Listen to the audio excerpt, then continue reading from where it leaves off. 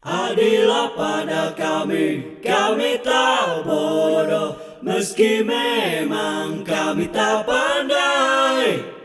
Tapi kami berjanji akan tetap mengkritik sesuai isi hati. Hei penguasa, ini kami rakyat jelata. Engkau ada untuk siapa? Hei penguasa, ini kami rakyat jelata. Mau sampaikan semua keluh kesah. Bekerjalah dengan hati, pakai empati. Jangan banyak intrik, apalagi bikin taktik.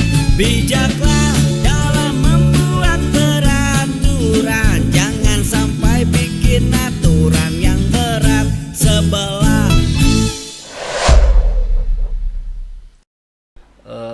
Bisa bicara latar belakangnya lah, awalnya bagaimana sih, di tahun berapa sih begitu lah. Iya, mungkin Pak Endrizal. Ya, makasih Kang Saiful ya, Ya. sudah diberi kesempatan waktu. Jadi kalau kita lihat ya, ini persoalan yang muncul ya di Arca Manik Endah ini. Ya sebenarnya memang kita mengarah atau mempertanyakan ya legalitas sebuah aktivitas ya. Bukan pada konteks melarang orang beribadah atau melarang rumah ibadah gitu ya.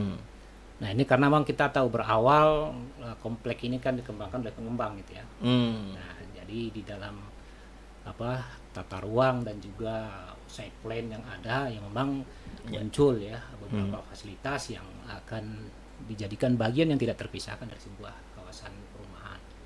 Ya. Nah di antara yang muncul itu adalah adanya gedung serbaguna gitu ya, gedung serbaguna yang kita tahu ya sekarang itu secara resmi memang dokumennya milik PGAK Santa Odelia ya. Dan, tapi memang ada proses-proses yang kita lihat memang perlu dipertanyakan gitu ya sampai ke sana. Ya kita tahu tahun 5 Juli 1988 ya 88. itu PT Bale Endah mendapat IMB ya, izin mendirikan bangunan untuk lahan itu seluas 2.140 meter. Ya, itu untuk GSG. Oke. Gedung serbaguna. Nah, kemudian 1 bulan setelah itu ternyata lahan itu ya dijual kepada perorangan ya. Jadi namanya Yosef Gandhi, seorang pastor ya. Satu bulan setelah itu ya 5 Agustus 1988. Dari pengembang yang tapi pengembangnya memang menjanjikan itu menjadi GSG ya, menjadi ruang publik gitu. Memang yang saya dengar langsung ya dari kebetulan salah satu mantan direksinya kan PT Bale Endah sendiri kan sudah bubar sekarang ya. Oke. Ya itu memang didirikan ya ada semacam perjanjian ini untuk GSG ya, tidak untuk kepentingan lain. Ya. Walaupun dalam pengakuan yang bersangkutan itu memang lahan komersil gitu ya, tapi lahan dijual untuk GSG, bukan untuk kepentingan ibadah atau untuk kepentingan rumah ibadah. Ya. Nah sehingga akhirnya memang itu dibeli dengan status sebagai lahan GSG dan memang mulai pembangunan ya informasinya 1989 ya. Oke. Pribadi ya? Ya pribadi. Nah kemudian sang pemilik ini meninggal. Akhirnya diwariskan ya, ada 4 orang ahli waris, kemudian salah satunya meninggal dan punya anak 3 orang sehingga akhirnya ahli warisnya menjadi 6 orang. Ya, tapi kemudian ada surat dari PGAK Santa Odelia bahwasanya ketika seorang pastor meninggal maka kekayaannya ataupun aset yang dia miliki itu menjadi hak milik paroki. Ya. Nah, akhirnya pihak wali waris menghibahkan gitu kan, lahan ini kepada PGAK Santa Odelia. Ya, sampai akhirnya kemudian tahun 2024 yang lalu ya, kan status awal HGB ya. Tahun 2024 yang lalu mereka mengurus sertifikat milik ya. Dari 2022 sebenarnya ya prosesnya, tapi 2024 ada surat yang kemudian menegaskan dari BPN yang mengatakan ya ini boleh diurus atas nama gereja dengan syarat ada izin kegiatan. Ya itu standar ya, izin mau kegiatan. bikin gereja di mana-mana juga begitu aturannya, atau masjid pun ya. Ya untuk sertifikatnya ini baru sertifikat ya, sertifikat hak milik. Sertifikat hak milik GSG itu kalau mau jadi rumah ibadah dan sebagainya harus ada izin kegiatan dulu. Ya, dan tidak bersengketa. Nah, inilah yang kemudian juga menjadi bagian dari pertanyaan warga ya. Atau menjadi pertanyaan nih presidium yang sekarang mewadahi perjuangan warga ini. Kenapa kok bisa sudah ada sertifikat yang diakui. Padahal izin dari warga Belum ada. belum Bukan ada. izin dari warga aja, dari izin dari pemerintah juga belum ada. Iya, iya, Ya. iya. RT RW juga Nah. mengizinkan. Jadi belum- sudah dicek nih ke RT RW segala macam, nggak ada permohonan izin tuh. permohonan mungkin kalau dari tingkat RT RW nggak ada. Tapi kita mendapat informasi Ya, ya. ya dari Kabankes Bangpol bahwasanya perizinan itu sudah masuk ke kota gitu ya. Bahkan sampai mengatakan kami akan mengawal perizinan.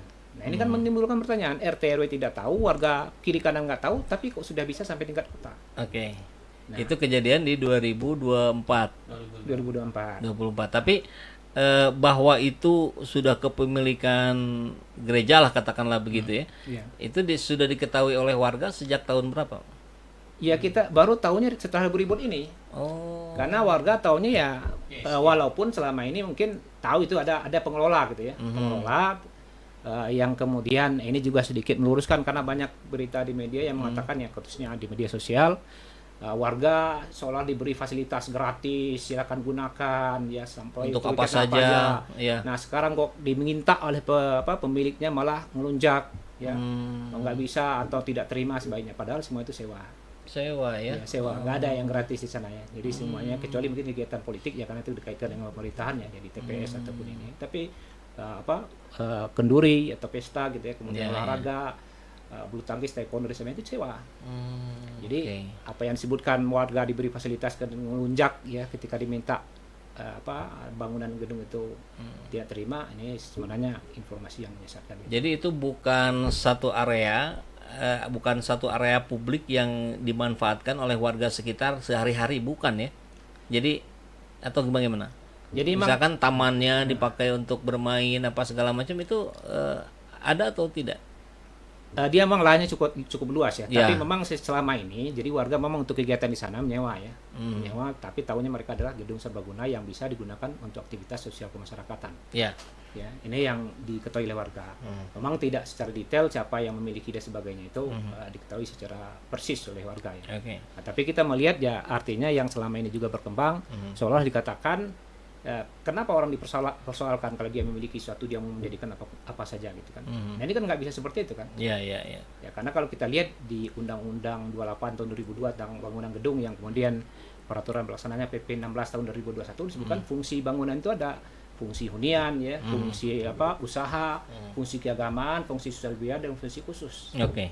Nah, yang GSG itu termasuk fungsi sosial budaya. Fungsi keagamaan tersendiri. Nah, yang sekarang terjadi sebenarnya adalah fungsi sosial budaya GSG dirubah atau mau diubah ya, tapi belum terlaksana, tapi kegiatannya sudah menjadi fungsi keagamaan. Nah, itu dia yang jadi persoalannya. Iya. Kalau Pak Heru barangkali kalau tadi saya dengar sebagai aparatur pemerintah di level RW ya. Kan RW masih pemerintah kan ya? Sekretaris RW. Sekretaris RW. Aparatur lingkungan. Iya, iya. Yang Bapak lihat dari warga sekitar sana ketika awal mengetahui, oh ini ternyata dipakai ibadah. Reaksi warga seperti apa, Pak? Sebenarnya kita tuh selama ini juga tidak pernah mempermasalahkan ya. Tetapi ketika frekuensi ibadah itu meningkat dan hampir dilakukan setiap minggu, apalagi ada pengawalan dari aparat, itu yang akhirnya memancing warga itu mengetahui ini ada apa sih gitu. Oke, jadi kronologinya Pak itu beberapa kali sempat digunakan sebagai tempat ibadah dan warga nggak ada masalah, diam-diam saja. Tapi ketika intensitasnya meningkat, kemudian ada seolah-olah pergerakan penegak hukum, itu Jadi- yang kemudian jadi gini, Oke. ketika itu kita ketahui bahwa itu sudah mulai meningkat dan banyak pelarangan kegiatan yang lain. Oke, Nah, Masnya ke inilah situ. yang membuat masyarakat bertanya-tanya. Terus akhirnya ada apa sih, RW yang bersangkutan akhirnya memanggil, baru tahu bahwa itu sudah dimiliki oleh PGAK. Baru tahu di 2024 kemarin. 2023. 2023. Oke. Nah, jadi bagaimana wujud reaksi dari warga ini? Apakah tegas-tegas menolak setelah intensitasnya meningkat? Jadi RW 14 kebetulan posisinya di RW 14 Sukamiskin, sedang kami kan RW 2 Cisaran dan Endah yang berbatasan. Itu tuh RW-nya cukup untuk meredam, Pak. tidak sampai terjadi gejolak, sampai didiskusikan dengan kelurahan, kecamatan, sampai bagaimana forum RW terlibat, bagaimana supaya ini gejolaknya tidak muncul. Jadi hampir 2 tahun ini kita tahan gejolak itu. Hanya jadi tadi kata Pak Endrizal juga, Ya. jadi kayak gimana ya, mereka itu kayak ngahajakeun lah gitu, Nah, cek oke. orang Sunda mah. Ya. Ngahajakeun kegiatan bertambah, malah mengajukan kegiatan yang hampir 1 tahun itu 70% kegiatan ibadah gereja. Dan itu tidak ada buktinya. permohonan izin ke RT RW setempat. Mereka mengajukan, tetapi karena tidak ada RW waktu itu tidak bisa memutuskan, harus berbicara dulu dengan warga. Dan ini belum disetujui, tapi mereka memaksakan itu. Iya. Dan Oke. itu sampai kami juga berdiskusi dengan lurah, dengan camat. Pak Camat sendiri bicara, saya belum pernah mendapatkan usulan untuk informasi. mengajukan izin. Gitu. Malah banyak sekali mereka itu kita mendapatkan informasi bahwa mereka sudah audiensi. Mereka. Mereka Dengan camat, dengan lurah. Dan kita klarifikasi enggak, baru mengajukan surat. Diklaim sudah. Diklaim sudah audiensi. Gitu. Nah, itu kita klarifikasi dengan kelurahan kecamatan Pura. Ini yang membuat akhirnya warga ini ada apa?